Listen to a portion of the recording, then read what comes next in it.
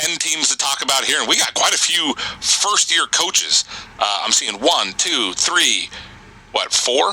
Yeah. 4 first-year coaches out of 10. I mean, that I don't know that we've had a sport that we've talked about or done a preview or anything about that we've had 4. Yeah, I can't remember ever that many in one season. You're right. Yeah, that was pretty wild. Although volleyball had quite a few recently. Yeah. Whether it was this year or the year before. I think it was this year there was a bunch. Nooksack, LC, Blaine. But yeah, you're right. I mean, it is unique. 4 of them is a lot. It's almost half, so it's pretty crazy. That's one thing I've noticed about Whatcom County is, like, coaches there's not a ton of overturn, or new coaches. It just doesn't seem to happen all that much up there. But we're going to do this in alphabetical order, just like we always do. So again, Bellingham owes us a little bit of money for starting first. With the Bayhawks, we've got head coach Cheyenne Osorio Newsom. First year. Last year, the Bayhawks went 1-21. No top 50 returners. So that's one thing we're going to talk about a lot in this preview is top 50 returners and then other returning players, and maybe even sprinkle in a little bit some players that were on the team last year that are no longer on the team, whether it's graduation or maybe they decided not to come out and maybe they're like, who was it yesterday? Was it Mount Baker? I think you said in baseball they had a lot of players that would move over and do track. Yeah, and some of those guys they don't have that this year. Yes. They were stealing from the track team this year. Yeah, it was going the other way. Right. The road was turned around, if you will.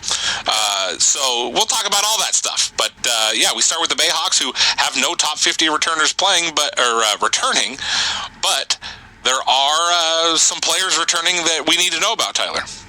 Yeah, and I don't know a ton about the program yet because this was the only team that I didn't get a ton of information from. I've tried to reach out to the new coach, just found out about the new coach yesterday, and I tried reaching out to some players, but I just haven't had the luck. It's been a struggle for the Bayhawks. They did get that one win over Squalicum in that marathon game last year. I think both teams were in the 20s. I think it was like 21-20 or 24-21 or something like that. But the players that I would imagine are going to return that are going to be the main ones, Sammy Stormo, who a couple years ago, I think she hit like 440. It was a down year last year, hit 205, scored 10 runs. She also pitched 19 innings, kind of out of necessity just because they didn't have pitching, and she's just, a good softball player. So you say, well, why don't you try and throw a strike? And then the twins, Eden Johnson and Emma Johnson.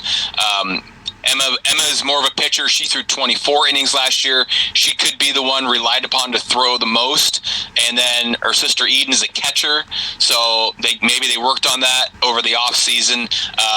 They could have an influx of talent. I did hear about that.